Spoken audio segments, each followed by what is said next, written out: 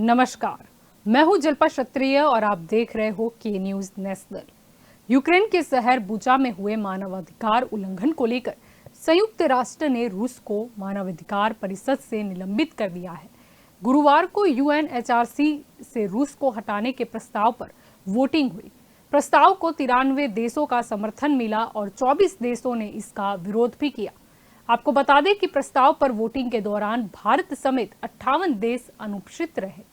Voting के दौरान भारत की अनुपस्थिति पर अमेरिका ने गहरी निराशा जताई है और यही हमारे आज का चर्चा का विषय है। और हमारे साथ इस चर्चा में जुड़ चुके हैं भाजपा की ओर से नीलेश सोलंकी हमारे साथ जुड़ चुके हैं, कांग्रेस की ओर से निकुल पटेल हमारे साथ जुड़ चुके हैं, राजनीतिक विशेषज्ञ ज्योति अमीन पटेल भी हमारे साथ जुड़ चुकी है और रक्षा विशेषज्ञ ललित रावल भी हमारे साथ जुड़ चुके हैं। और कुछ ही देर में लेफ्टिनेंट कर्नल अमृतलाल मकवाना जो कि रक्षा विशेषज्ञ है वो भी हमारे साथ इस चर्चा में जुड़ेंगे। आप सभी का स्वागत है के न्यूज में। आपसे नीलेश यहाँ पर शुरुआत करना चाहूंगी। गुरुवार को यूएनएचआरसी से रूस को हटाने वाले प्रस्ताव पर वोटिंग हुई थी, जिस प्रस्ताव पर भारत ने अपने निष्पक्ष रुख के चलते अनुपस्थित रहना ही ठीक समझा। जी जल्पा जी, कई सारे यूएनएससी में जितने भी मीटिंग हुई, जब भी कुछ भी जी हुआ है और जितने भी वोटिंग हुआ है उसमें भारत हमेशा निष्पक्ष रहा है और भारत की पहली पहल होती है। हमारे वहाँ के स्थायी सदस्य और हमारे भारत के एम्बेसडर टीएस तिरुमूर्ति जी ने हमेशा ये पक्ष रखा है कि भारत किसी भी हिंसा या युद्ध का वैचारिक नहीं है। कुछ भी होता है, अगर दोनों पक्षों में एक समझौता होता है, हम लोगों ने वो वेलकम किया है, हमने उसका स्वागत किया है। जितनी भी उनकी बैठक हुई यूक्रेन और रशिया की के जी कोई भी बॉर्डर में हो या बेलारूस में हो या अदर जगह कहीं पे भी हो, तो भारत ने उसका स्वागत किया है। पहले से डे फर्स्ट से, जब से ये युद्ध चालू हुआ है तब से डे फर्स्ट से भारत हमेशा एक शांति की कूटनीति के लिए ही राजी हुआ है और हमेशा युद्ध के पक्ष में नहीं रहा है। दूसरी बात जी कि रशिया हमारा सालों से मित्र रहा है। जब 1971 में पाकिस्तान ने भारत और पाकिस्तान का जब युद्ध हुआ था, तब 71 में पश्चिमी देशों में से कोई किसी ने भारत को सपोर्ट नहीं किया था सिवाय रशिया ने। जब अमेरिका भी उस टाइम पाकिस्तान के साथ खड़ा था, उनकी जी काफी सारी पनडुब्बियां हमारे साथ हमारे बंगाल की खाड़ी में आने लगी थी, तब भारत ने रशिया का सपोर्ट मांगा था। तब रशिया ने काफी सारे पाकिस्तान उस वो टाइम पे हमारे पे हावी बनने जा रहा था। उनकी जितनी भी हम एयर थे फाइटर जेट, वो हमारे फाइटर ठिकानों पे नुकसान पहुंचा रहे थे। तब भारत ने सीधे रशिया से बात की और रशिया ने उस टाइम पे पनडुब्बियां ऐसी भेजी कि उसमें काफी सारे मात्रा में और वो सपोर्ट किया था। और अमेरिका की जितनी भी थी प्रशांत महासागर से हिंद महासागर में उसको खदेड़ दिया था। तब से भारत और रशिया एक मित्र है और भारत के लिए जब भी अब आज रशिया को जरूरत है भारत की, जी जब हमको जरूरत थी 1971 में, तब पश्चिमी देश में से किसी ने जलपा जी भारत को सपोर्ट नहीं किया था। तब सिवाय रशिया ने उसका वीटो यूज करके यूएनएससी में आज आप देखिए कि 71 की बात मैं आपको 370 जब जम्मू कश्मीर की बात हो या गलवान घाटी में हो, कुछ भी हो, तब रशिया ने भारत का साथ दिया है, ये हमें नहीं भूलना चाहिए। तब भारत आज आज रशिया को भारत की जरूरत है, तब हमारे पुराने अच्छे रिलेशन आते हैं। यूक्रेन, हम लोग यूक्रेन के भी खिलाफ नहीं है, लेकिन हम लोग किसी युद्ध में भी शामिल नहीं है। हम लोग निष्पक्ष इसलिए कर रहे हैं कि रशिया को भी हमको देखना है। रशिया हमारा मैं आपको एक उदाहरण देता हूं कि जी हमको अगर कोई हेलीकॉप्टर अमेरिका से खरीदना है, तो अमेरिका हमको हेलीकॉप्टर देगा, लेकिन उसकी जो इंटरनल होगी, जो मेंटेनेंस होगा या कुछ होगा, वो अपने पास रखेगा। जब वही हेलीकॉप्टर हम रशिया से खरीदते हैं, तो रशिया हमको पूरी उसकी बायोग्राफी देती है, उसका मेंटेनेंस, उसका पूरा एक सपोर्ट सिस्टम इंडिया को देता है। तो ये यहाँ पे रशिया ओपनली आता है। और पहले से अमेरिका एक महासत्ता रही है, तो तब पास्ट में काफी सारे हम लोगों ने देखा होगा कि जितने भी युद्ध रहे हैं, तब उसकी कूटनीति ऐसी है कि पाकिस्तान को फ्रंट में सपोर्ट करता है। लेकिन आज जो माननीय वड़ा प्रधान मोदी जी की जो फॉरेन स्ट्रेटेजी है वो बहुत ही अच्छी चल रही है, और उस हिसाब से रशिया भी अप्रिशिएट कर रहा है। लेकिन हम लोग मैं आपको आपके माध्यम से फिर जी से बोल रहा हूँ कि भारत किसी युद्ध के उसके साथ में नहीं है, वो शांति की कूटनीति की बात में शामिल है, और हम लोग उसका स्वागत करते हैं। जी जल्पा जी। जी।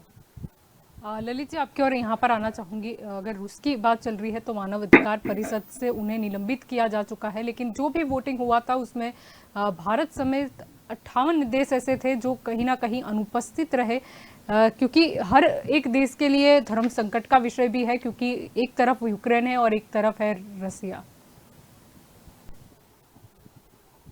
धर्म संकट यूक्रेन की वजह से नहीं है। हाँ, जो मानव संहार हो रहा है उसकी डेफिनेटली पूरे विश्व में सबको चिंता रहती है आज। लेकिन जो भारत ने अनुपस्थिति जाहिर की, वो जानबूझकर के हाजिर रह के रशिया को सपोर्ट नहीं कर सकते या रशिया नहीं कर सकते, उसने परोक्ष तरीके से रशिया का ही किया, ऐसा मान सकते हैं हम। बाकी जो मानव संहार यूक्रेन में हो रहा है उसके पीछे तो पूरा विश्व सब चिंतित है, क्योंकि आफ्टर ऑल देखिए मरने वाला सामान्य नागरिक है, सामान्य यूक्रेनियन है। और ये वहां के राजनेता को जो एक कठपुतली की तरह अमेरिका और यूरोपियन यूनियन के हाथों में नाच रहा है, और यूक्रेन की बड़ी लादी है, और कई ख्याल से 30 से 40 शहर बड़े बड़े आज खंडहर की तरह बन गए हैं, और बहुत ही हद से ज्यादा वहां मानव संहार भी हुआ है। आज का ही देखो ना, आज उसके रेलवे स्टेशन का अटैक हुआ है रशिया का। तो इसमें क्या है कि भाई वो छुप के, उनका जो सैन्य है वो रेसिडेंशियल एरियाज में छुपा के अगर वो अटैक करता है तो उसके बचाव में ऑब्वियसली उसको भी सत्ता है, वो फर्क है, वो भी अपनी तरह से करता है जहाँ उसको रेजिस्टेंस मिलता है, जहाँ से आता है किस भी विस्तार हो, तो वो न्यूट्रलाइज करने के लिए वो हकदार है, वो करता भी है, और उसका कोई विरोध भी नहीं कर सकता। आज United national human right commission में जो उसकी हड़ताल पर टिकी, उसके बाद तो डेफिनेटली बहुत ज्यादा वो गुस्से में है। उसके बाद रोमानिया के और भी काफी जो ब्यूरोक्रेट्स है उनको वहां निकाला है, उन अधिकारियों को निकाला है, उस ने भी निकाला है। तो ये थमने का नाम नहीं ले रहा। एक्चुअली ये चाहिए जेलेंस्की को कि अपने देश को जो भी अभी बचा खुचा है वो बचा, वो आगे आए कुछ करके, और इनकी गैर मार्गी जो लाते हैं अमेरिका और यूरोप, उनका बाहर निकला लाभ होगा। बाकी तो ये जब जब बोला है कि मैं नाटो में नहीं रहूंगा, नाटो में कर रहा, अमेरिका मदद नहीं कर, ऐसे जब जब विधान देता है, जब स्थापना करने पे आता है आगे, तब उसको यूरोपियन यूनियन के और अमेरिका सब मिलके उनको लॉलीपॉप दिला देते हैं और कहते हैं कि भाई आप लड़ते रहो, आखिरी यूक्रेनियन जब तक नहीं मरे तब तक लड़ते रहो, हम आपको शस्त्र सरंजाम देते रहेंगे। और ये लड़ाई बंद करवाने के पक्ष में ना तो यूरोपियन यूनियन है ना अमेरिका, तो अपने अपने निजी स्वार्थों का ही पड़ी है, और उसी बदौलत ये आज यूक्रेन की हालत बहुत खराब हो चुकी है। जी बिल्कुल। अगर आपकी और जी निकुल जी आना चाहूंगी यहाँ पर। अगर भारत की बात करें, ऐसे तो निष्पक्ष रूप के चलते ये अहम फैसला रहा कि वोटिंग से दूर रहा, ताकि किसी का विरोध भी ना हो और किसी का समर्थन भी ना हो खुले तौर पर। और साथ ही अगर अमेरिका की बात करें तो अमेरिका ने भी इस पर नाराजगी जाहिर की है, क्योंकि अमेरिका कहीं ना कहीं ऐसा चाहता है कि सभी देश मिलकर रूस के खिलाफ आ जाए, ताकि उनके जो व्यापारिक गोल है वो सिद्ध हो जाए। जब भी कोई दो देशों के बीच के संबंधों की बात होती है और जब ऐसे इंटरनेशनल फोरम में कोई डिसीजन पे अपना मत देने की बात आती है, तो इतिहास को हमेशा कोई भी जो भी सरकार है वो देखती है कि कैसा हमारा रशिया के साथ संबंध रहा है।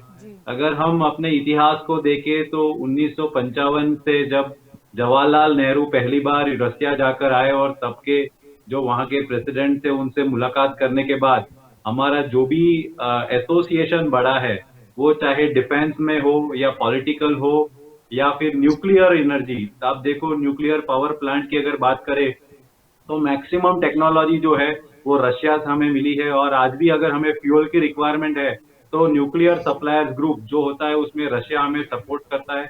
और आने वाले दिनों में भी जो टेक्नोलॉजी डेवलपमेंट की बात करते हैं, जैसे 1962 में एक मिग 21 उसको बोलते हैं मिकोया गुरविच करके, जो टेक्नोलॉजी है वो पूरी इंडिया को ट्रांसफर किया था।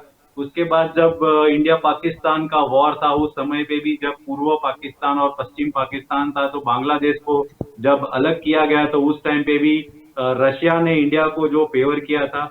उसके बाद अगर हम देखें तो यूएन के अंदर नेशनल सिक्योरिटी काउंसिल के अंदर भारत को जगह देने के लिए जो सबसे ज्यादा कोई एडवोकेट करता है तो रशिया करता है। अगर अमेरिका आज नाराज है तो उसके पर्सनल इंटरेस्ट है, और जब भी देखो अमेरिका हमेशा इंडिया के सामने पाकिस्तान को सपोर्ट किए गए पाया गया है। तो आज हमारा जो निर्णय है खूब अच्छा निर्णय है। मैं सरकार को अभिनंदन देना चाहूंगा कि उन्होंने वोटिंग से दूर रहकर अपना जो रशिया के साथ इतना सालों का अच्छा रिलेशन है, कॉर्डियल रिलेशन है, उसको बरकरार रखने के लिए जो कदम उठाया है वो बहुत ही अच्छा है। अगर कोई दो देश लड़ रहा है तो उनके जो पर्सनल प्रॉब्लम है उसकी वजह से लड़ रहा है, जैसे रशिया और यूक्रेन लड़ रहे हैं। आने वाले दिनों में अगर इंडिया पाकिस्तान का भी वॉर होता है या चाइना इंडिया का भी लैंड के बाबत में वॉर हुआ है, तब भी रशिया ने हमेशा इंडिया को सपोर्ट किया है। तो ऐसे सिनेरियो में हमारा जो रिफ्रेन रहना यानी वोटिंग से दूर रहना ही अच्छा रहा। और रशिया के साथ हमारा बहुत सारा रिलेशन है, तो मैं तो यही कहूंगा कि बहुत ही अच्छा निर्णय है। अमेरिका जो जो बोलना है बोले, क्योंकि अमेरिका टेक्नोलॉजी की जब बात आती है या कोई सपोर्ट की बात आती है तो इंटरनेशनल फोरम पे भारत को कभी भी खुल के सपोर्ट नहीं किया है। जी बिल्कुल। आपकी और ज्योति जी यहाँ पर आना चाहूँगी। अगर अभी की बात करें तो वोटिंग से दूर रहने का फैसला तो वैसे उचित लगा, लेकिन साथ में ही अगर दूसरा पक्ष देखा जाए तो कहीं ना कहीं मानव संहार की बात हो रही है। लेकिन रूस की तरफ से ये बयान आया है कि बूचा में जो कुछ भी तस्वीरें वहाँ की सामने आई और वीडियो दिखाए जा रहे हैं वो मैनेज किए हुए हैं। जलपा जी, जब भी युद्ध होता है तो नरसंहार बहुत बड़ी तादाद में होता है, और ऐसे वीडियोस को मतलब वो करके क्या करेंगे। अब उन्होंने अगर रॉकेट या मॉर्टार्स या मिसाइल्स फेंके हैं तो विनाश तो हुआ ही है, तो उसको तो मतलब होना ही है, इसमें कोई क्या मैनेज करेगा। तो ये रशिया का अपना अलग बचाव है, लेकिन हमारे भारत ने उसकी निंदा की है। इस तरह से मानवता का तो समर्थन किया है। लेकिन जहां तक हम वोटिंग की बात करें तो मैं इसको कहूंगी वो अपना भारत सही मायने में तटस्थ रहा है। हालांकि भले ही उसको जो मतलब वोटिंग से दूर रहा उसको रशिया का सपोर्ट माना जाए, लेकिन ऐसा नहीं है, हम सपोर्ट नहीं कर रहे हैं। ये बहुत बड़ा फर्क है। वोटिंग से दूर रहना मतलब ये दिखाना कि हमें आपके झगड़े से कोई लेना देना नहीं है। अगर हम मित्रता निभा रहे होते तो उसके अगेंस्ट में वोट करने के लिए जाते, लेकिन वो भी हमने नहीं किया है। तो मैं इस मामले को ट्रूली निष्पक्षता से मतलब भारत बिल्कुल तटस्थ है उस हिसाब से देख रही हूँ। अब रही बात अपने अमेरिका और यूएसए के अरे रशिया के रिलेशन से, संबंधों से, तो अमेरिका ने मतलब हमेशा अपना स्वार्थ देखा है, और भारत का भी मतलब उन्होंने तभी रुख किया है जब उनको यहाँ पर बहुत बड़ा मार्केट नजर आया, और वो भी पिछले कुछ सालों से, मतलब समझ लीजिए आप 8-10 सालों से। उसके पहले तक जब भी उनके विदेश मंत्री का दौरा यहाँ होता था, यहाँ के बाद वो पाकिस्तान जाते थे, यहाँ की मेहमान नवाजी करने के बाद वहां जाके पूरा भारत के खिलाफ बयान दिए हैं वहां के विदेश मंत्रियों ने। और कश्मीर के मामले में खास वो हमेशा उन्होंने कहा कि हम मीडिएटर बनने को तैयार है, मध्यस्थी करने को तैयार है। लेकिन जब अंदरूनी मामला हमारा है तो उसमें किसी तीसरे देश को लाने की जरूरत का है। तो अमेरिका अभी ये चाहता है कि हम उनके इशारों पर नाचे, और मोदी जी ने ये बहुत मतलब अहम फैसला लेके मैं इसका स्वागत करती हूँ कि उन्होंने अपना तटस्थ वलन, निष्पक्ष वलन बनाए रखा है और किसी तरह की उनके शेर शर्म में नहीं आए हैं। कि भाई व्यापार करना है तो कर, अभी भले ही वो प्रतिबंधों की धमकी दे, लेकिन जी निष्पक्ष रहना कोई गुनाह नहीं है। वो धमकी से बिल्कुल आगे कुछ नहीं कर सकते, क्योंकि कोई वजह ही नहीं है। प्रतिबंध लगाने के लिए कुछ वजह देनी पड़ेगी ना, तो ऐसी कोई वजह नहीं है। तटस्थ रहना कोई गुनाह नहीं है, और हमारे अलावा 58 देशों ने ये नहीं जी किया है, तो वो किस किस पे प्रतिबंध लगाएंगे। लेकिन हालांकि अपना देश एक बहुत बड़ी पॉपुलेशन मतलब है, इसी तरह चाइना की भी पॉपुलेशन है, तो इस वजह से विश्व में हमारा थोड़ा वजन पड़ता है। इसलिए वो चाहता है कि हम उसके राग आलापें, लेकिन हम ये साबित कर दिया कि हम उनकी डब्बी पहुंचने वाले नहीं हैं। क्योंकि ये एक तरह से देखिए तो यूक्रेन का सारा प्रॉब्लम ही यूएस का खड़ा किया हुआ है। उसने पहले यूक्रेन को चढ़ाया, नाटो देशों ने जी चढ़ाया, और उसके बाद वो लोग दूर खिसक गए। तो अभी जो भुगत रहा है यूक्रेन, अब भले उनके राष्ट्रपति को समझ में आ गया कि उन पे भरोसा करके बहुत बड़ी गलती की, जी लेकिन अभी तक वो शस्त्र सप्लाई करके एक तरह से युद्ध रोकने भी नहीं दे रहे हैं। और अब यूक्रेन के लिए उसकी आजादी का सवाल आ गया है, क्योंकि उनको पता है कि अगर सरेंडर करेंगे तो हमें रशिया के अंडर में रहना पड़ेगा, तो वो भी कोई बिल्कुल स्वतंत्र देश नहीं चाहेगा। क्योंकि भले रशिया का एक भाग रहा हो शुरू में, लेकिन अभी वो स्वतंत्र देश है, तो अपनी स्वतंत्रता वो गुमाना नहीं चाहेगा। और इसी के चलते ये सारी लड़ाई अभी तक चालू है, क्योंकि कोई नीचे होने को तैयार नहीं है, पीछे होने को तैयार नहीं है। जी और हम यूएसए पे इसलिए भी भरोसा नहीं कर सकते, क्योंकि जिस तरह अभी यूक्रेन के मामले में वो आग लगा के पीछे खिसक गया, और तो फिर हमें अगर जरूरत पड़ेगी तो क्या गारंटी है कि वो हमारी पड़ोस में खड़ा रहेगा? नहीं जी खड़ा रहेगा। तो ये भी हम जानते हैं। तो हम रशिया रशिया हमारे बहुत नजदीक है भौगोलिक स्वरूप से। तो जब हमारी चीन से और पाकिस्तान से तनातनी चल रही है, तो हम रशिया से नहीं बिगाड़ सकते, क्योंकि चीन पे अगर कोई दबाव बना सकता है तो वो रशिया बना सकता है। अमेरिका की नहीं सुनेगा चीन, लेकिन रशिया की सुनेगा। तो जी ये एक कूटनीति का भी भाग हो जाता है, राजनीति का भी भाग हो जाता है, जी कि भाई हमारे दुश्मन जिसकी शह में रहते हैं हम उससे संबंध ना बिगाड़े। तो ये भी एक चीज आ जाती है कि हम इसमें नहीं पड़े हैं।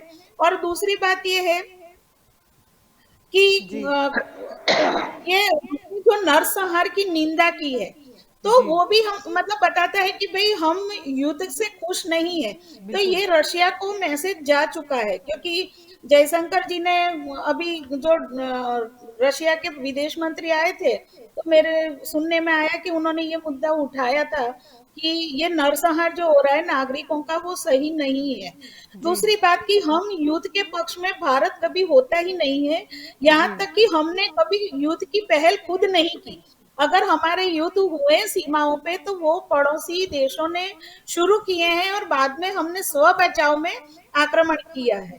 तो ये भी एक तरह से हमारा जो ये अप्रोच है, तो वो जी विश्व में हमें आगे जाकर बिल्कुल निष्पक्ष रूप से आगे मतलब ये एक प्लस पॉइंट हो जाता है किसी देश के जी लिए, कि जब बिल्कुल आप अपनी विदेश नीति को मानवता के हित में रखें और जी अपने देश के नागरिकों के हित में रखें। जी जी जलपा जी। जी बिल्कुल। और भारत हमेशा से शांति प्रिय देश इसीलिए भी कहलाया है क्योंकि इतिहास रहा है और कल्चर भी वही रहा है।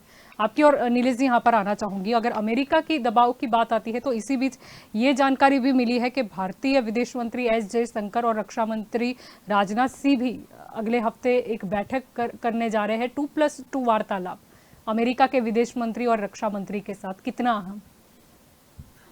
जी देखिए कि पूरे युद्ध में जलपा जी हर एक कंट्री के विदेश मंत्री हमारे भारत आ चुके हैं। मैं आपको नाम दूं तो बड़े बड़े देश के नाम दूं, वैसे 15-20 देश के आ चुके हैं, लेकिन ब्रिटेन, रूस, मेक्सिको, यूएस, ये लोग ये इन बिटवीन चालू युद्ध में भारत प्रवास कर चुके हैं। तो आप सोचिए कि भारत एक ऐसा देश है कि अमेरिका से भी बात कर रहा है और रशिया से भी बात कर रहा है। भारत ऐसा देश है कि रशिया से भी बात कर रहा है, यूक्रेन से भी बात कर रहा है। हमारा एक ज्योग्राफिकली हम लोग ऐसे देखें कि आज भारत को पूरे विश्व की जरूरत है, ये एक इमेज हो गई है। दूसरा कि रशिया दोनों में बैलेंसिंग रखता है। रशिया चीन का भी दोस्त है और भारत का भी दोस्त है। हालांकि भारत और पाकिस्तान और चीन तीनों हम लोग एक ऐसे मुकाम पे है कि हमको अगर किसी से भी युद्ध होता है तो हमको रशिया की जरूरत पड़ेगी। लेकिन यहाँ पे रशिया ने ऐसे ऐसी टेक्नोलॉजी, ऐसे ऐसे इक्विपमेंट हमको दिए हैं कि वो हम लोग स्व बचाव कर सकते हैं। और बाकी रहा, मैं आपको एक थोड़ा पुराना बोलूँ तो जी 1971 में एक मैत्री करार हुआ था, सोवियत भारत शांति मैत्री करार। वो मैत्री करार जलपा जी कुछ महीनों पहले, जब हमारा 71 का जो युद्ध हुआ, वो कुछ महीनों पहले वो मैत्री करार हुआ। तो आप देखिए कि एक अच्छे मुकाम पे हमारी दोस्ती थी, और इन बिटवीन वो युद्ध हुआ उस टाइम पे।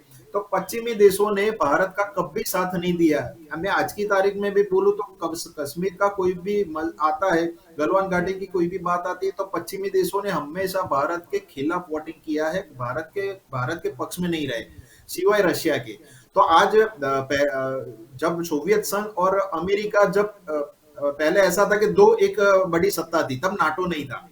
तब ऐसा था कि एक वर्ल्ड ऑर्डर बोलते हैं, तो रशिया और अमेरिका दोनों के पास वर्ल्ड ऑर्डर था कि दोनों, तब हम लोग एक समझने के लिए समझे तो एक क्लास में दो मॉनिटर थे।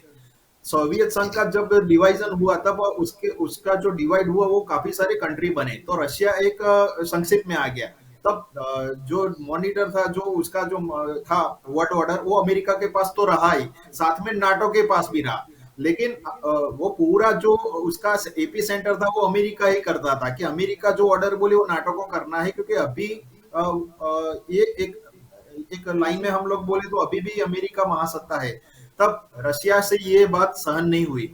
सोवियत संघ, माननीय पुतिन जी, अभी वो जो उनका इमेज है, तो ऐसा देखने को मिला है कि वो सोवियत संघ को फिर से एक मजबूत संघ बनाने के लिए, फिर से मतलब उनके लिए यूक्रेन ने ये रास्ता है, पहली सीढ़ी है। जी बाकी आप देखिए तो जर्मनी है, छोटे छोटे बेलारूस है, काफी सारे देश थे, वो सोवियत संघ में वापस लाने के लिए वो मेहनत कर रहे हैं।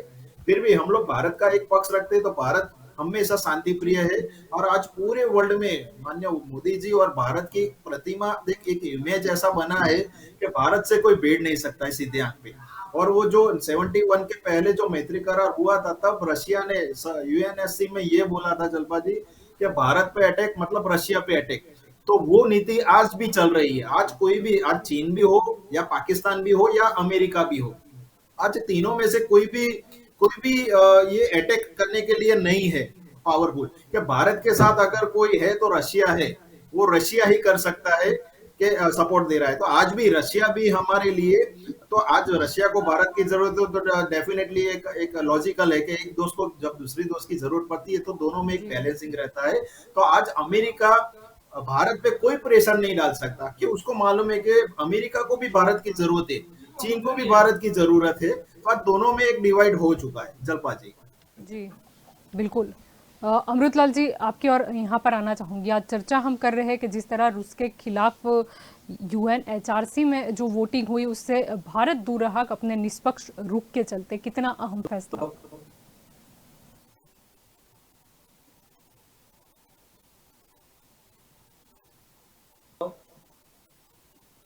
और वो अपने किसी भी, हेलो जी अब आपकी आवाज आ रही है ठीक से। जी हाँ जलपा जी, जिस प्रकार से भारत ने अपना रुख को स्पष्ट किया है कि भारत चाहता है कि वो यूक्रेन से भी संबंध बनाए रखे, भारत चाहता है कि रशिया से भी संबंध बनाए रखे, भारत चाहता है कि अमेरिका से भी संबंध बनाए रखे। तो इस प्रकार से जी जो हालात अभी बनी हुई है अमेरिका और रशिया के बीच में, तो भारत इसके बीच में वो तटस्थ रहना चाहता है, जिससे कि वो न तो वो अमेरिका के दबाव में आए न रशिया के दबाव में आए। भारत की उस विदेश नीति को ने जिस प्रकार से ये जो स्टेप लिया है, वो बहुत ही बड़ा सराहनीय स्टेप है। इसको रशिया ने भी एक्सेप्ट किया है और पूरी दुनिया के है कि जिस प्रकार भारत अपना रुख, अपनी विदेश नीति को अख्तियार कर रहा है, वो पूरी दुनिया के लिए एक बहुत बड़ा सबब है। और आने वाले समय में भारत ही एक ऐसा देश है जो रशिया और यूक्रेन के बीच में संधि करा सकता है, वार्तालाप करा सकता है। दोनों के बीच में युद्ध को रोकने का अगर कोई कार्य करना है तो ये भारत ही करवा सकता है। कारण हमारा रशिया के साथ में इतना घनिष्ठ संबंध है। आप और हम सभी जानते हैं कि जिस प्रकार भारत के इन फेवर में यूएनएससी में रशिया ने 6 बार वीटो भारत के लिए इस्तेमाल किया था, 1957 से लेकर के 1971 तक 6 बार रशिया ने सबसे पहले 18 जनवरी 1957 में सबसे पहला वीटो अख्तियार किया था, जब पूरे दुनिया के देशों ने मिलकर के रेजोल्यूशन पास किया कि ये भारत और ये पाकिस्तान का जो कश्मीर इश्यू है, डिस्प्यूट है, तो ये डिस्प्यूट को हम जो है अमेरिका यहां से सेना भेजेगी, लेकिन रशिया ने अपना वीटो लगा करके बोला कि नहीं, अमेरिका इसमें कोई सेना नहीं भेजेगी। सबसे पहला वीटो। दूसरा वीटो उन्होंने लगाया था जब 1961 के अंदर दीव दमन गोवा, जहां पे पूरी दुनिया ने बोला कि नहीं, भारत इसके ऊपर कोई मिलिट्री एक्शन नहीं कर सकता है, तो उस समय भी रशिया ने हमारा पूरा पूरा साथ और सहयोग दे करके वीटो लगाया और हमें इस समस्या से दूर किया कि भाई 1961 में हम दीव दमन गोवा को भारत के साथ मिला पाए। और तीसरी बार जब वहां पे जो 62 के अंदर अगेन फिर पाकिस्तान और ये जो कश्मीर इश्यू उठाया गया, उस समय भी रशिया ने फिर दोबारा 62 में अपना वीटो को इस्तेमाल किया था। और बाकी के 3 वीटो जो है वो 1971 वॉर में, यानी कि दिसंबर 4, दिसंबर 5 और दिसंबर 6 को, ये 3 अलग अलग वीटो उन्होंने इस्तेमाल किया था। 4 नंबर का जो 4 दिसंबर का जो वीटो इस्तेमाल किया था वो था इनके भारत और पाकिस्तान के बीच में जो लड़ाई हुई थी और उसका सीज फायर का वीटो लगाया उन्होंने कि नहीं, सीज फायर होना चाहिए, दोनों देशों की सेनाएं अपने अपने बंकरों में वापस चली जाए। और दूसरा जो वीटो लगाया था कि शरणार्थी का इश्यू हुआ कि भारत के अंदर बहुत सारे तमाम शरणार्थी आ गए थे, भारत ने उनको वापस लौटाया, तो वो शरणार्थियों के चक्कर में भी उन्होंने उस वीटो को लगाया था। और तीसरा वीटो उन्होंने, आखिरी जो वीटो, छठा वीटो लगाया था 71 वॉर के अंदर कि दोनों विड्रॉ करें अपनी अपनी सेनाओं को और फिर वापस जो है न्यूट्रल पोजीशन में आ जाए। तो इस प्रकार से रशिया ने 1971 की लड़ाई में हमारा जो बखूबी साथ निभाया था, अगर रशिया हमारा साथ नहीं देता तो अमेरिका हमारे पर हावी होकर के, हो सकता है न्यूक्लियर बॉम्ब भी वो फेंक सकता था और पाकिस्तान की विजय निश्चित थी, अगर अमेरिका नेवी के द्वारा हमारे ऊपर आ सकता था। तो इस प्रकार से रशिया का हमारे साथ में बहुत ही बड़ा, कई दशकों से घनिष्ठ संबंध है। इसके साथ साथ अभी भी आप सभी लोगों ने जानकारी लिया होगा कि रशिया के साथ में हमने 2019 के अंदर जो रक्षा एग्रीमेंट किया है कि हम रशिया से अभी लेटेस्ट टेक्नोलॉजी की AK-203 वो एक राइफल खरीद रहे हैं जो ग्राउंड सोल्जर के लिए 1,04,000 और 747 राइफल हमारे देश के अंदर आ रही है। लेकिन एग्रीमेंट ये हुआ है कि ये जो राइफलें हैं वो भारत के अंदर बनेगी, मेड इन इंडिया। रशिया का टेक्नोलॉजी और भारत का मैन्युफैक्चरिंग दोनों साथ रह करके तमाम राइफल भारत देश के अंदर ही बनेगी। लेकिन इसके साथ साथ 70,000 जो AK-203 है वो रशिया ने हामी भरी है कि हम तुरंत आपको इमीडिएटली इसको सप्लाई करेंगे। और दूसरा जो एग्रीमेंट, प्रोटोकॉल वाला एग्रीमेंट साइन हुआ है कि गवर्नमेंट और मिलिट्री का जो कोऑपरेशन है, ये जो कोऑपरेशन है ये 2021 से लेकर के 2031 तक चलेगा। तीसरा प्रोटोकॉल साइन जो हुआ रशिया और भारत के बीच में वो है कि वहां की गवर्नमेंट और इंडिया की गवर्नमेंट, हमारी आर्मी, उनके साथ बिल्कुल कोऑपरेशन बना रहेगा। तो इस प्रकार से रशिया जिस प्रकार से हमें मदद कर रहा है, चाहे वो ब्राह्मोस मिसाइल हमने बनाई जो दुनिया में, इस ब्राह्मोस मिसाइल का कोई तोड़ नहीं है, ये भारत और रशिया ने मिलकर के बनाई है। तो जिस प्रकार से रशिया का हमारे पर इतना जबरदस्त प्रभाव है, रशिया हमारी इतनी मदद कर रहा है। अभी देखिए दुनिया के अंदर डीजल और क्रूड का जो भाव आसमान छू रहा है, लेकिन भारत को रशिया ने बोला कि हम आपको 25% कम लागत में देंगे ताकि आपकी अर्थव्यवस्था खराब न हो। तो इतना बड़ा अगर कोई हमें मदद कर रहा हो, ब्राह्मोस की सप्लाई या S-400 की सप्लाई में कोई कमी नहीं आएगी। और जहां भी भारत को जरूरत पड़े, आज भारत के पास दुनिया के तमाम विदेश मंत्री भागते भागते आ रहे हैं। उनको मालूम है कि भारत ही एक ऐसा देश है कि ये जो युद्ध को रुकवा सकता है। अमेरिका नहीं चाहता है कि युद्ध रुके, जितना लंबा चलेगा उतना रशिया को ज्यादा से ज्यादा हानि उठानी पड़ सकती है, तकलीफ उठानी पड़ सकती है। तो हमारी जो भारत सरकार की मौजूदा विदेश नीति है वो एकदम तटस्थ है, न किसी देश के प्रति न किसी देश के विरुद्ध में, ताकि वो जितनी भी बार वोटिंग हुआ है वो भारत वोटिंग से बाहर रहा है। जल्पा जी। जी बिल्कुल। अब आपकी ओर आना चाहूंगी ललित जी। यहाँ पर मुद्दा ये भी है कि अगले हफ्ते जो 2+2 वार्तालाप होने वाला है अमेरिका और भारत के विदेश मंत्री और रक्षा मंत्री के बीच में, कितना अहम रहेगा ये? बहुत है।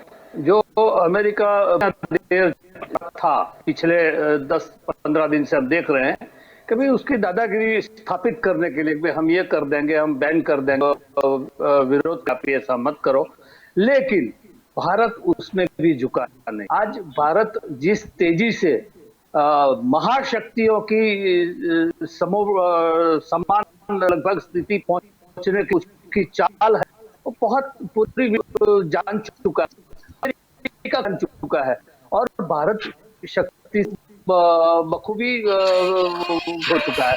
आज रशिया और यूक्रेन के बीच की लड़ाई में अगर तथा होकर भी मध्यस्थी की भूमिका निभा सकता है तो वो भारत है। आज उस टर्की ने भी प्रयास किया, इजराइल ने भी प्रयास, और भारत ने भी प्रयास किया ये रुकवाने का। ये उसके समझावट पे पॉइंट पे आ भी चुके, लेकिन वो अमेरिका और यूरोपियन यूनियन को मंजूर नहीं था। अमेरिका की मंसूबा है वो रशिया को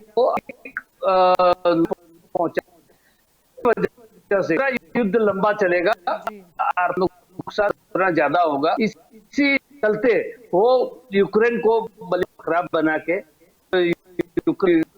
खाना खराब के वो अपना सीधा अमेरिका और यूरोपियन यूनियन आज उसकी मिसाइल दे रहा है, स्टिंगर मिसाइल दे रहा है, जेवेलिन मिसाइल दे रही है, और रोमानिया में, पोलैंड में भी वो अपना डिफेंस सिस्टम में करवा रहा है अमेरिका।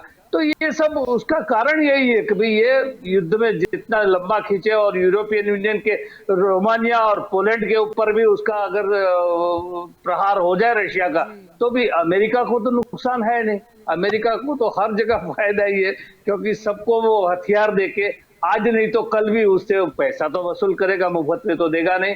तो उसका भी वो एक आर्थिक लाभ का मंसूबा है, और रशिया को आर्थिक खत्म करने का उसका ये मंसूबा है। इसी की वजह से ये टग ऑफ वॉर चल रहा है, बाकी कोई ज्यादा नहीं है। हाँ, जो मानव संहार रशिया की तरफ से जो हुआ है यूक्रेन में, वो पूरे विश्व ने, सभी देशों ने उसकी निंदा की है, और भारत ने भी निंदा की है, उसमें कोई शक नहीं है। लेकिन जहां ये में सपोर्ट करने की बात आई, तो वहां से भारत ने बखूबी और चतुराई पूर्वक वहां से अनुपस्थिति जाहिर, उससे भी वो सपोर्ट है, उसके पक्ष में भी नहीं है, सपोर्ट भी नहीं कर रहा है। ये हम मेरे हिसाब से ये राजद्वारिक बहुत ही मुत्सदी पूर्वक का भारत का वर्तन रहा है। जी बिल्कुल। आपकी ओर यहाँ पर आना चाहूँगी निकुल जी। मुद्दा यहाँ पर यह भी है क्योंकि अमेरिका के ओर से अभी पिछले हफ्ते ही ये बयान आया था कि अगर आपका चाइना के साथ में युद्ध होगा तो रसिया आपकी मदद के लिए नहीं आएगा। यानी कि चाइना अगर यहाँ पर भौगोलिक हिसाब से देखे तो वहाँ पर घुसपैठ करता है तो रसिया मदद पर नहीं होगा। यानी एक ऐसा बयान कि अमेरिका को ऐसा लगा था कि शायद चीन के मुद्दे पर रूस और हमारे बीच में कुछ अनबन हो जाए या फिर उस विषय में हम पड़ जाए। आपकी और भी अमृतलाल जी आएंगे निकुल जी के बाद। अमेरिका एक ऐसा देश है कि वो विश्व में महासत्ता बना रहना चाहता है। इसीलिए अगर आप थोड़ा पीछे जाएंगे, जब कोविड का टाइम आया और जब अमेरिका ने डिक्लेयर किया कि भाई ये चाइना वायरस है, और उस तरह से वो उस पे बैन का जब प्रतिक्रिया चालू किया, पर वो अमेरिका उसमें सफल नहीं हो पाया। यानी अमेरिका हमेशा यही सोचता है कि जो भी महासत्ता बनने जा रहा है विश्व के अंदर, तो उसको कैसे दबाया जाए या उसको कैसे हराया जाए, तो वो अलग अलग नुस्खे अपनाता है। उसमें ये भी एक नुस्खा है, और हमें हमेशा वो आप देखें, इतिहास देख ले तो डराता रहता है। पर अगर चाइना की बात आए तो आज हम इतने सक्षम हो गए हैं कि हम लोग चाइना का खुद डिफेंड कर सकते हैं। आज हमारा मिलिट्री ले लो, हमारा डिफेंस सिस्टम ले लो, हमने जो डेवलप किया है और रशिया के साथ मिलकर डेवलप किया है या कोई भी कंट्री के साथ मिलकर जो टेक्नोलॉजी डेवलप किया है, तो आज अभी देखो जब चाइना के साथ हमारा वो कॉन्फ्लिक्ट था, जब लद्दाख के पास, तो वहां नोबडी वाज देयर, किसी को हमने इनवाइट नहीं किया कि हमारे बीच में हो, फिर भी हम लोग सक्सेसफुली जो सरकार की नीति थी या मोदी जी ने जो निर्णय लेके उनके साथ डायलॉग किया और जब भी जो बायलैटरल डिस्कशन हुआ, मिलिट्री का फ्लैग हुआ, तो हम लोग अपने हिसाब से कर सकते हैं। पर रशिया की बात करें तो भूतकाल में देख सकते हैं कि रशिया हमेशा हमारे साथ खड़ा है और आने वाले दिनों में भी खड़ा रहेगा, क्योंकि ये जो संबंध है संबंध है वो एक दिन में खत्म नहीं हो जाते। पर मैं अमेरिका के बारे में हमेशा ऐसा मेरा पर्सनल सोचना है कि वो हमेशा महासत्ता बनने के जो विचार के साथ वर्ल्ड के अंदर जो एक्टिविटी करता है वो हमेशा उसके खुद के इंटरेस्ट का होता है, न कि कोई पर्टिकुलर देश के इंटरेस्ट में या पर्टिकुलर के हित के अंदर होता है। इसीलिए वो ऐसा करवाता रहेगा। पर अभी वर्ल्ड को सोचना है, रशिया ने इनिशिएटिव लिया है कि वो अपना रूबल का जो करेंसी है वो इंटरनेशनल मार्केट में डालेगा। चाइना ने युआन का सोचा है कि वो इंटरनेशनल करेंसी के मार्केट में आएंगे, पर वो टाइम लगेगा क्योंकि अमेरिका ने इतने सालों में एक अपना प्रभुत्व जमा लिया है। लेकिन वर्ल्ड को सोचना पड़ेगा कि अमेरिका का प्रभुत्व इकोनॉमिक फोरम में कैसे कम किया जाए, जिसकी वजह से सभी देश अपना प्रभुत्व बना सके और कोई एक महासत्ता ना हो। हम सब महासत्ता बन सकते हैं और आने वाले दिनों में हर एक देश का प्रयास यही रहता है कि वो अच्छी तरह अपने लोगों को कैसे जिंदगी दे पाए। जल्पा जी। बिल्कुल जी जी, अमृतलाल जी आप कुछ कहना चाह रहे थे।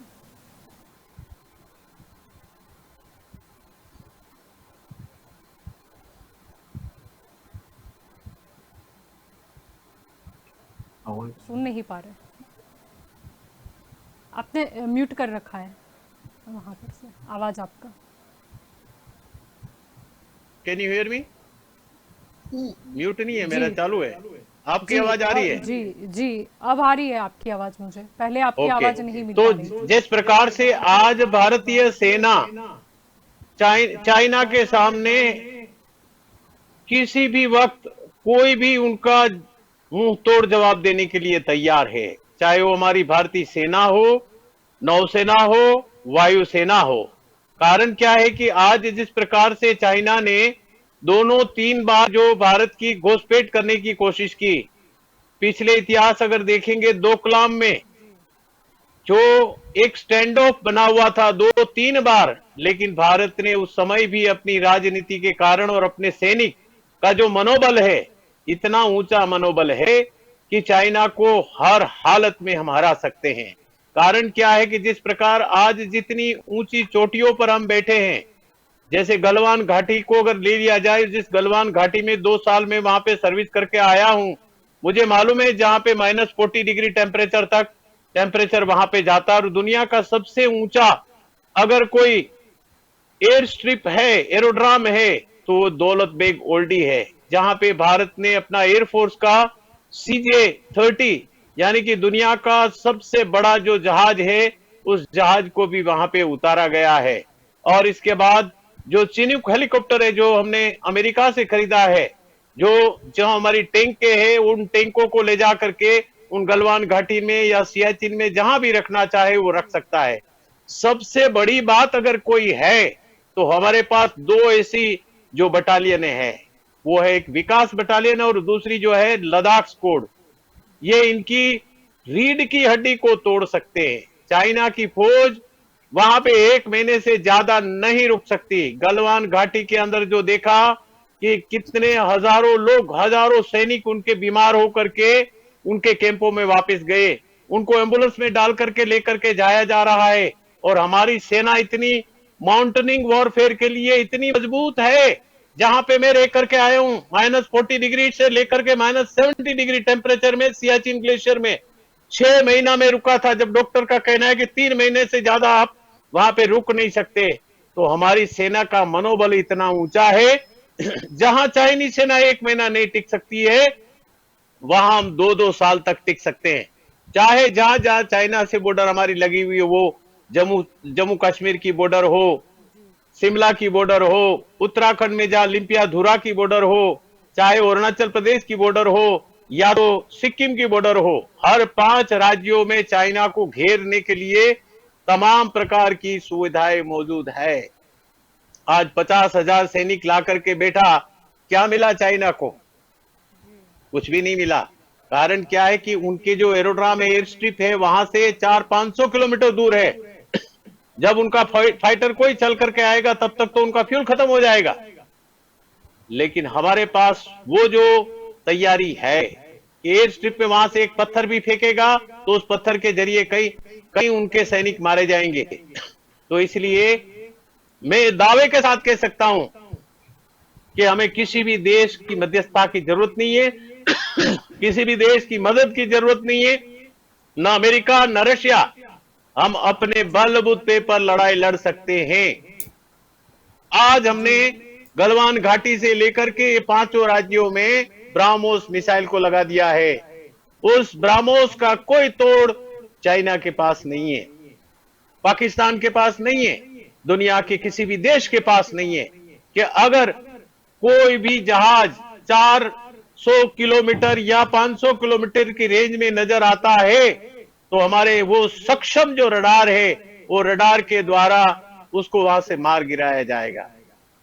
तो इस प्रकार से हम आज कॉन्फिडेंट है कि कल अगर चाइना चाहे तो अटैक करना कर दो। ये 1962 का भारत नहीं है, ये भारत 2022 का भारत है।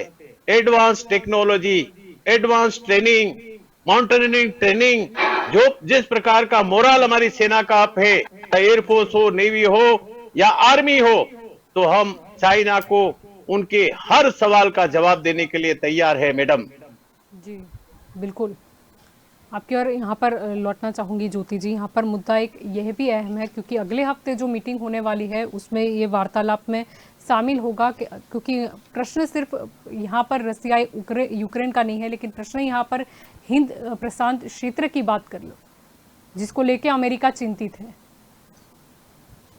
मीटिंग किसके साथ होने वाली थी? जी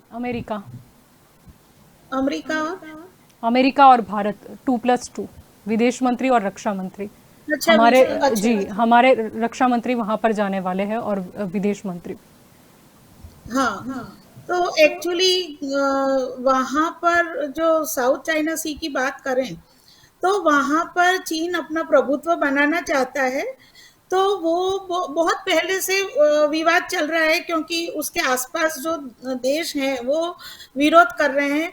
उसमें जापान भी आ गया और ताइवान भी आ गया और जो दूसरे उधर दूसरे देश हैं जिनकी सीमाएं वहां पर सागर से लगती है, साउथ चाइना सी से, तो वहां पर एक्चुअली वो बहुत व्यूहात्मक जगह है और इसीलिए वहां पर चीन चाहता है कि वहां उसका प्रभुत्व बने। और हम विरोध करने वालों में हमारा देश भी शामिल है क्योंकि हम नहीं चाहते कि चीन की हमारे आसपास नजदीक में कहीं उपस्थिति रहे। और यही वजह है कि हमने श्रीलंका में जब उसने इलेक्ट्रिसिटी कंपनियां बनाने की बात की थी जो हमारे बिल्कुल रामेश्वरम के तट से लगे नजदीक है, श्रीलंका के तट वहां पर थी, तब भी हमने विरोध जताया था क्योंकि हमको उसकी नीति पता है। और जल्पा जी यही फर्क पड़ जाता है इमेज का, क्योंकि जो मैंने अभी कहा कि हमारी जो न्यूट्रल इमेज है तो वो अंतरराष्ट्रीय राजनीति में बहुत मदद करती है। चीन चाहे कितना पावरफुल हो, और मैं तो ये कहूंगी कि उसकी जो इकोनॉमी है उसकी वजह से वो महासत्ता बनने की तरफ है, लेकिन उसकी नीतियों की वजह से ना वो किसी का सपोर्ट पा रहा है ना किसी से वो इज्जत पा रहा है। और यही वजह है कि ये महासत्ता की दौड़ उससे 2 कदम पीछे रहती है। तो हमारा जो रवैया है वो इज्जत दिलाता है और यही वजह है कि कल को हम जजमेंट की भूमिका में आ सकते हैं। और यही वजह है क्योंकि दुनिया जानती है कि हम जब इस तरह का कुछ रुख करते हैं तो उसके पीछे हमारा कोई निजी स्वार्थ नहीं होता है, कोई व्यापारी नीति नहीं होती है, सिर्फ मानवता ही एकमात्र उसका आधार होता है। और मैं कहूंगी कि जैसे रशिया है तो मैं फिर से कह रही हूँ कि हम उसको सपोर्ट नहीं कर रहे हैं, हम निष्पक्ष रह रहे हैं। सपोर्ट करते तो उसकी फेवर में हम वोट करते, वो हमने नहीं किया है। और रही बात रशिया की और हमारी रिलेशनशिप की, तो हमारी जो पुरानी रिलेशनशिप थी वो यूएसएसआर था, सोवियत संघ था, रशिया नहीं था। और हमारी जो मौजूदा परिस्थिति है तो हमें उसमें देखना पड़ेगा। अभी वो रशिया है और अभी हम उससे ले रहे हैं शस्त्र, लेकिन वो व्यापार कर रहा है, हमें सहायता नहीं दे रहा है। ये एक बहुत क्लियर कट समझना जरूरी है कि ये उसका व्यापार है, सहायता नहीं है। और चीन के मामले में भी हम उस पर निर्भर नहीं रह सकते, क्योंकि चीन भी उसका दोस्त है और साम्यवादी होने की वजह से कुछ ज्यादा गहरा दोस्त है। और रशिया हमारे लिए चीन के साथ नहीं बिगाड़ेगा, ये भी एक समझने वाली बात है। तो हम आत्मनिर्भर हैं अपनी सुरक्षा के मामले में, और हमें रहना पड़ेगा। हम रशिया की या अमेरिका की किसी की हमारी मददगारी करने के लिए हम अपेक्षा नहीं रख सकते। तो इस मामले में हमें आत्मनिर्भर रहना ही पड़ेगा, और हम है ही। और इसीलिए मतलब हम अगर अभी रशिया से नहीं बिगाड़ रहे हैं तो उसकी वजह ये नहीं है कि उसकी 50 सालों से हमारी बहुत दोस्ती है या फिर अब हमें वो कोई मदद करेगा, बल्कि हम सही मायनों में तटस्थ रहना चाहते हैं। ये एकमात्र कारण है कि हमारा देश इससे दूर रहा है वोटिंग से, ताकि जो अंतरराष्ट्रीय राजनीति है उसमें ये क्लियर कट संदेश जाए कि ये आपके झगड़े आपके हैं, आप आपस में सुलझाओ, हमें इससे कोई लेना देना नहीं है, ना इसके फेवर में ना इसके अगेंस्ट में। ये मैं बहुत क्लियर कट कर रही हूँ आपको, क्योंकि देखिए हम अगर ये सोचते हैं कि रशिया से हम अगर चीन से कुछ तनातनी हुई तो रशिया हमें मदद करेगा, तो ये हम एक जुआ खेलेंगे, ये हम नहीं सोच सकते। क्योंकि रशिया चीन के बदले हमसे दोस्ती नहीं करेगा, ये भी आप लिख के रख लो। तो हम आत्मनिर्भर हैं और हमारी सेना काफी जांबाज है।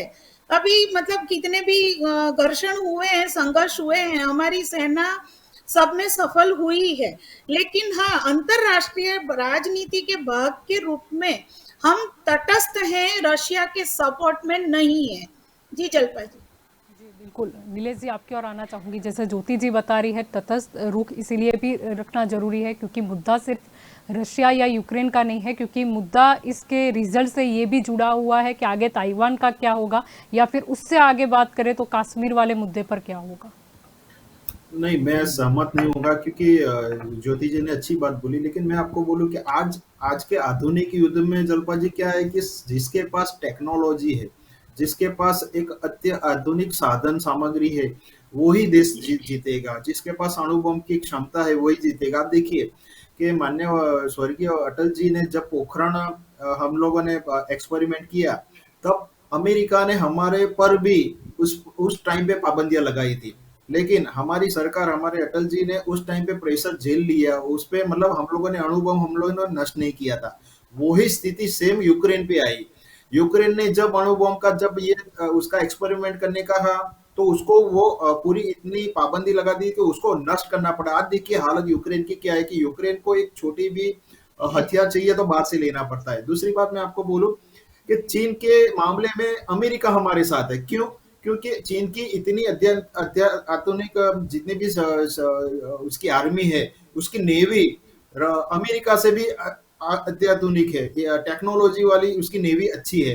अमेरिका को मालूम है कि अगर मुझे सीधे मुंह से युद्ध करना है तो मुझे भारत की जरूरत पड़ेगी, इसलिए वो जब चीन की बारी में आती है तब वो भारत के साथ रहता है, और जब भारत पाकिस्तान की दोनों की बात आती है तब वो पाकिस्तान के साथ में चला जाता है। वही चीज वो रशिया के साथ कर रहा है। आज रशिया का जितना भी आप सोचिए कि वो रशिया के साथ में क्यों नहीं बैठ सकता है कि अगर अमेरिका को उसकी पलटन भेजनी है, उसकी सैनिक सामग्री भेजनी है तो भेज सकता है, उसमें कोई नाटो ना नहीं बोलेगा। लेकिन अमेरिका को मालूम है कि रशिया के साथ सीधी पंगा वो नहीं ले सकता, वो सीधे आक्रमण नहीं कर सकता। वैसे ही रशिया की एक मंत्र है कि रशिया सबसे पहले अटैक करता है। जब भारत की एक नीति रहती है कि हम लोग पहले अटैक नहीं करते, हम लोग दूसरा वार करते हैं, पहला कोई सामने वाला करता है। तो आप देखिए कि हमारे में इतना बैलेंसिंग नहीं है, फिर भी हम एक अच्छे दोस्त के तौर पे है। और आज आज जितना भी आप देखिए, ताइवान छोटा देश है, ताइवान को भी एक शॉक लगा होगा कि यूक्रेन का आज कुछ नहीं आता है, तो ताइवान भी वही सेम स्थिति में है। लेकिन वो चीन के बारे में जाता है, इसलिए अमेरिका ताइवान को सपोर्ट करता है। आप देखिए कि अमेरिका जितने भी कूटनीति से चल रहा है, वो उसके फायदे के लिए चल रहा है, वो ना कि किसी का सच्चा दोस्त है। जब ताइवान की बात आती है तो अमेरिका सबसे पहले वहां पे जाएगा। जैसे ही यूक्रेन की बात आती है तो यूक्रेन के लिए उसका जो व्यापार है अमेरिका का, वो बढ़ाने के लिए जितना भी पाबंदी लगानी है वो रशिया के पास लगाएगा।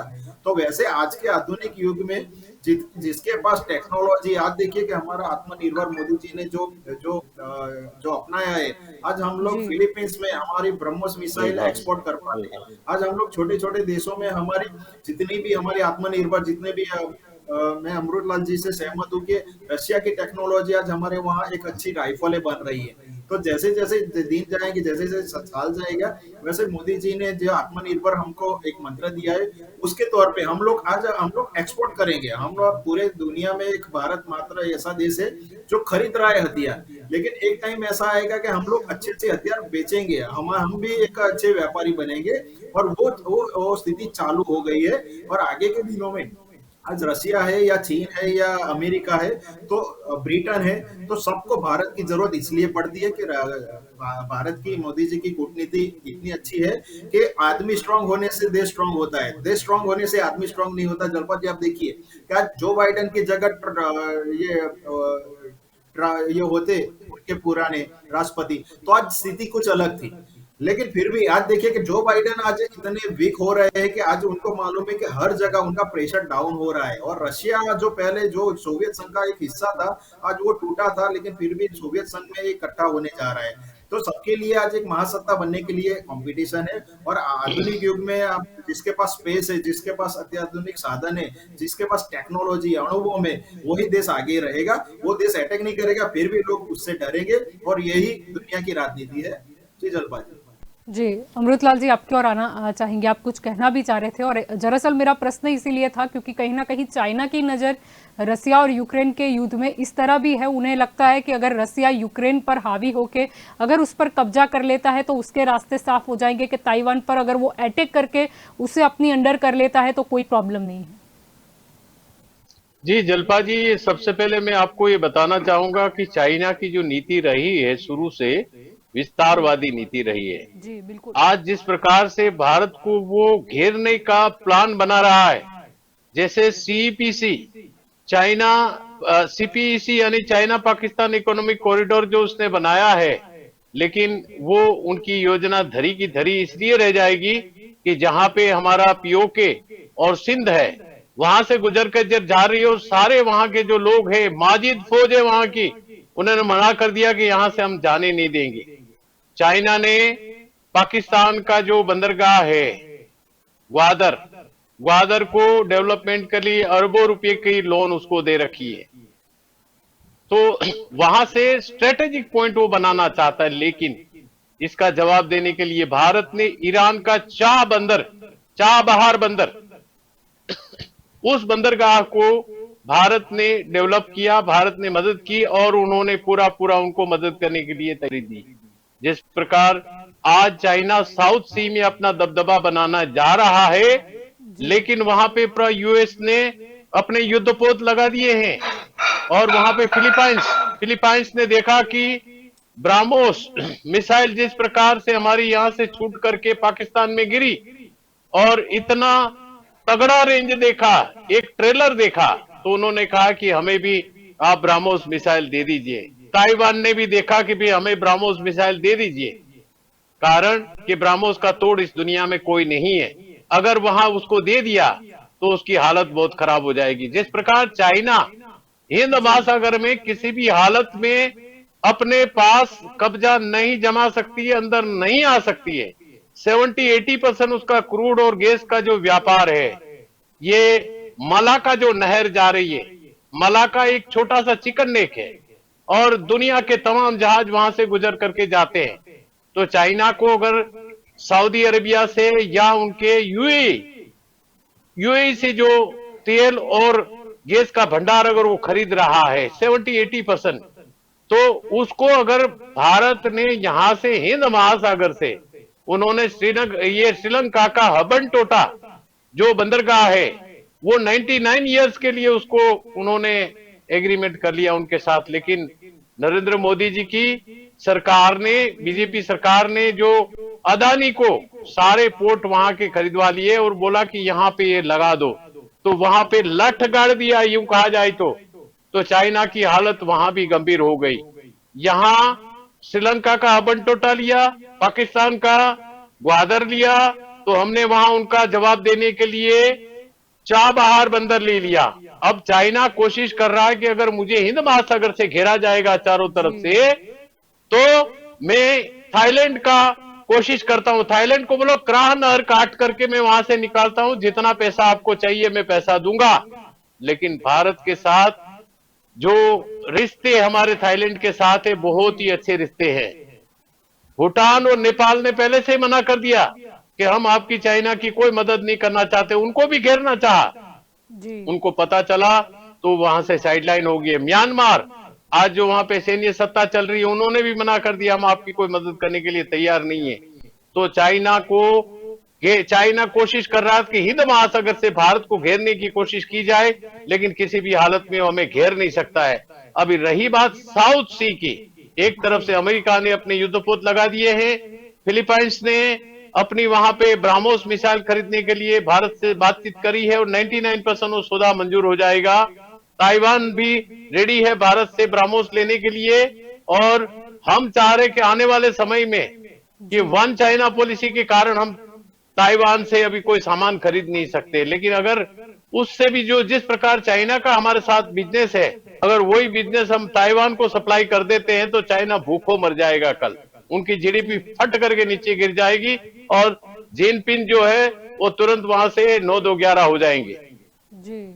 अभी रही बात ऑस्ट्रेलिया, क्वाड के हम सदस्य हैं, बिल्कुल। Japan, Australia, America and Bharat, ये क्वाड के सदस्य। तो ऑस्ट्रेलिया ने हमें एक वहां पे महाद्वीप दिया हुआ है जो उसको यूटिलाइज कर सकते हैं। साथ ही साथ अमेरिका के साथ हमारे 3 जो समझौता हुआ है, पहला है कोमकासा यानी कि कम्युनिकेशन समझौता, दूसरा है लोमिया यानी कि लेमुआ समझौता है लॉजिस्टिक सपोर्ट, और बेका अगेन वो कम्युनिकेशन के दुनिया के अंदर अगर कोई भी ऐसी हरकत होती है, जैसे मैंने जलपा को अगर मैसेज देना है व्हाट्सएप के द्वारा, तो वो मैसेज जो जाएगा वो डिक्रिप्ट होकर के जाए, एनक्रिप्ट होकर के जाएगा। वो मैंने मैसेज लिखा कि Jalpa I am colonel Amritlal, तो वो मैसेज क्या होगा 1 2 3 लिमा अल्फा लिमा ऐसा कुछ करके जाएगा जो उसको दुनिया का कोई देश पढ़ नहीं सकता है।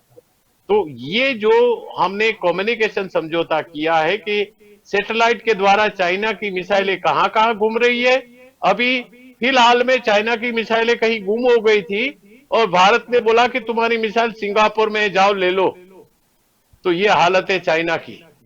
और अभी दुनिया को किसी को पता नहीं था, नवंबर में हमने अरिहंत न्यूक्लियर पावर वर्टिकल जो सबमरीन्स है वो हमने समंदर में उतार दी।